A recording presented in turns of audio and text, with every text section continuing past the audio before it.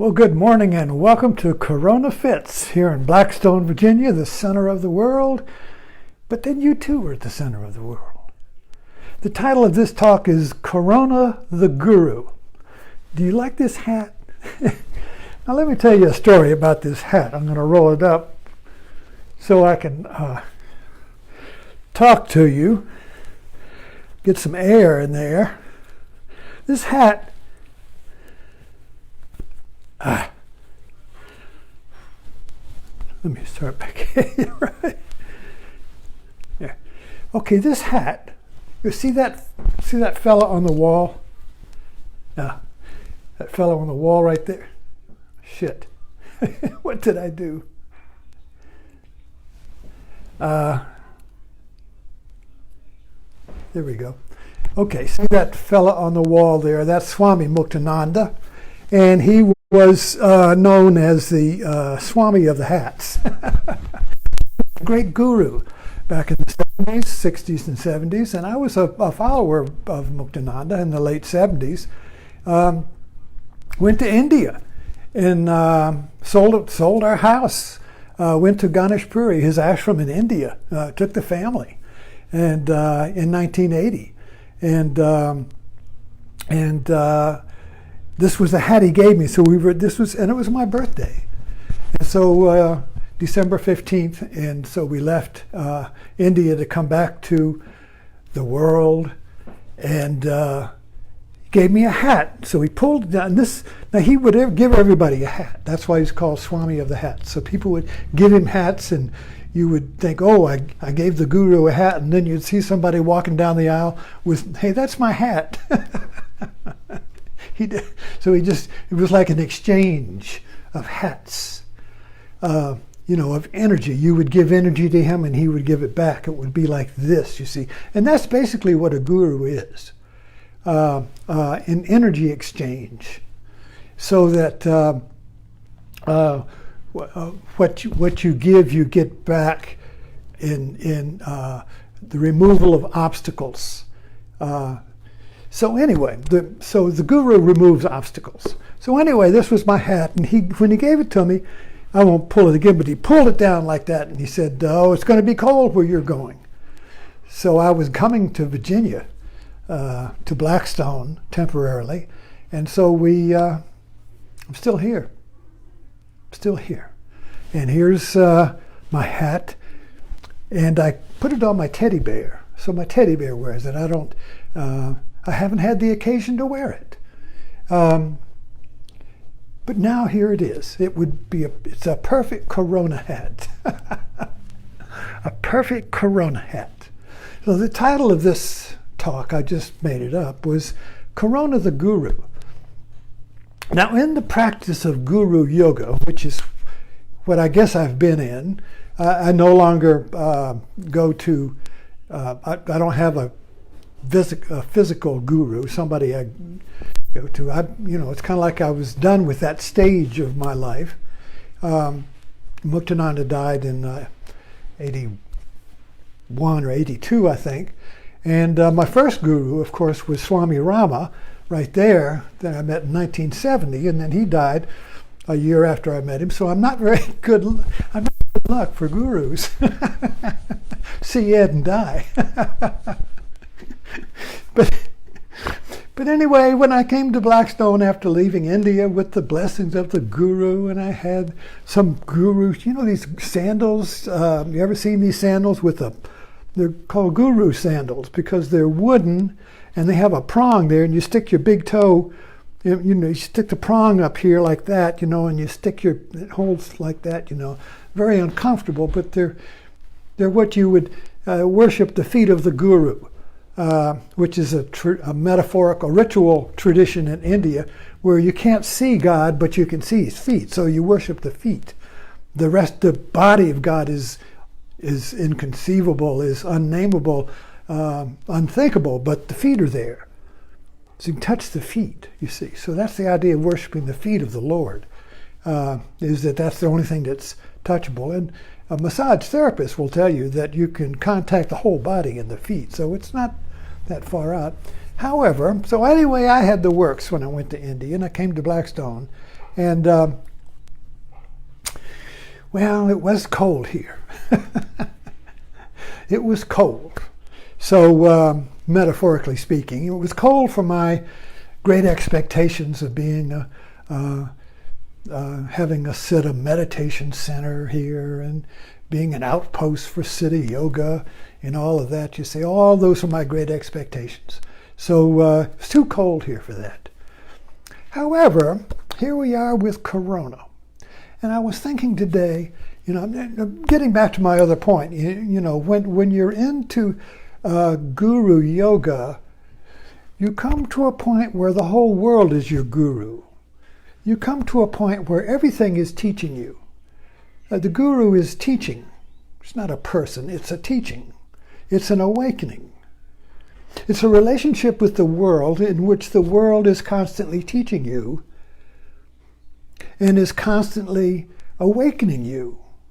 And the teaching removes obstacles. The guru, as a person, is not it can be found in the teaching.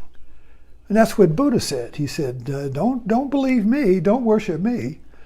I'm in the Dharma, in the teaching. You find me in the teaching. Swami Satchidananda at Yogaville, when he left his body, he said, I'm in your teaching. Find me in the teaching. Find me in the teaching, in the wisdom of the teaching, of the Dharma, you see. And so in that sense, when you're not attached, see, the problem with guru yoga is that you go through a stage where you're attached to the person of the guru. All you want to do is just watch the person, pictures of the person all over, you see. But the guru is not it. That's an image. That's the projection of your own mind. So the guru is in the teaching, and the world is the teaching. So in that sense, the world is your guru. And the guru is within you. You are the guru is you. You are the world, and the world is you. This is a different viewpoint from the viewpoint of our materialistic world, where I'm in here and the world is out there, and they're eternally separate, you see.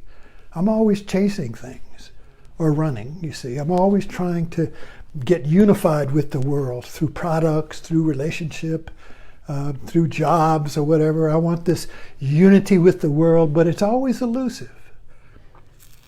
Well, that's because we're missing the Corona viewpoint. So let's get into the Corona. Since I said the Corona is the guru, what is the Corona viewpoint? Metaphorically speaking, as I do, in this idea that the world is teaching. So the Corona is teaching us. So what is Corona teaching us right now? Well, what is it making us do? It's making us be home alone, house arrest, turn within. In other words, Corona said, whoa, you were all outward going. You were outwardly engaged with the world, going to jobs, going shopping, going to entertainment. Everything is in the world. You find fulfillment in the world. Says Corona, now I'm going to separate you from the world. I'm going to separate you from your attachments. I'm going to separate you from your obsessions and your entertainment and your habits, you see. No. Turn within. So when we're turned within, rejected by the world, you see, almost like a big stop sign. Whoa, stop. Go within. Turn within, you see. That's the teaching. That's the wisdom teaching of the gurus, of the yogis, of the Buddha. Turn within. You're not going to find permanent satisfaction out there. It's a play out there. You can engage it and have fun, but you're not going to find permanent satisfaction. Turn within. Take a break. Go on retreat. Study. Meditate. Turn within. Find the source of joy and creativity within, not out there, you see. So Corona is basically teaching us, forcing us, Americans, our materialistic consumers, entertainment-loving, outward-loving society, Turn within. Turn within, you see. Discover your resources. Discover the guru, the wisdom, the joy within, you see. So how do you do that? Well, you need to have a practice. A practice is what you do to turn within, to create the conditions where the flower of creative joy and wisdom and peace and equanimity flows up from you. It's not out there.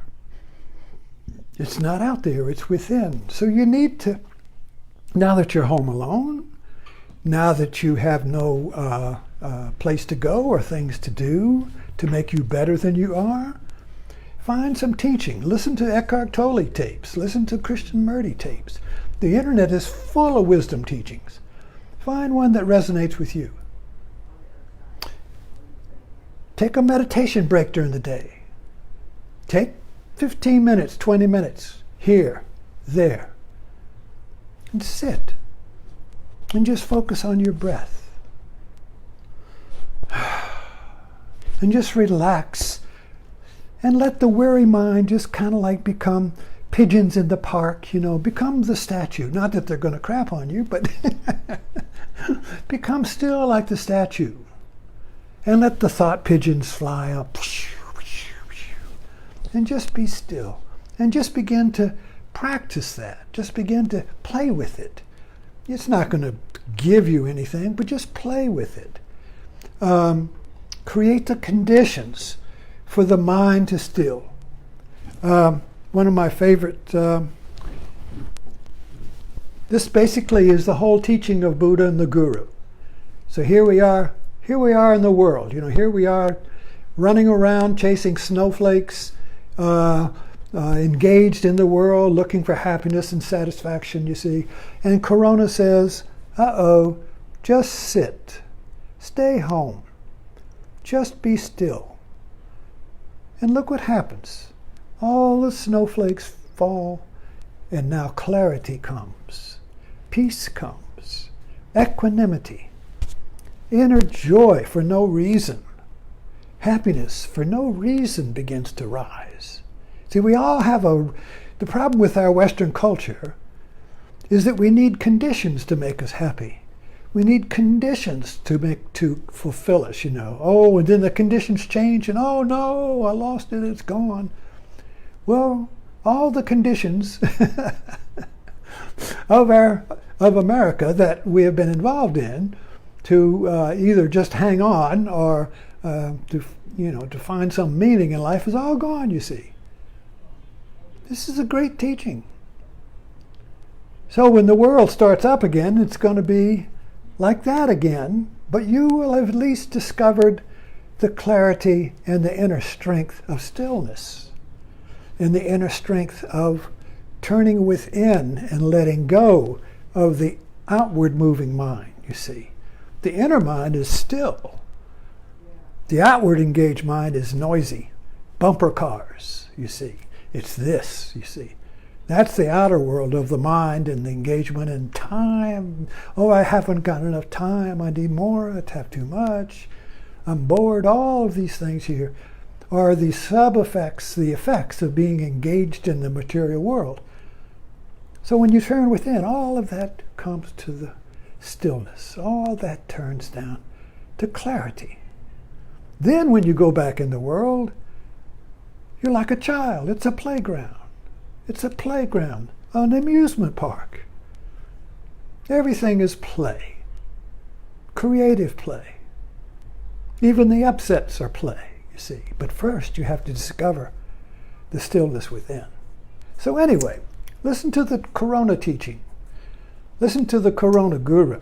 He's teaching us something. He's teaching us something. Thank you for dropping in.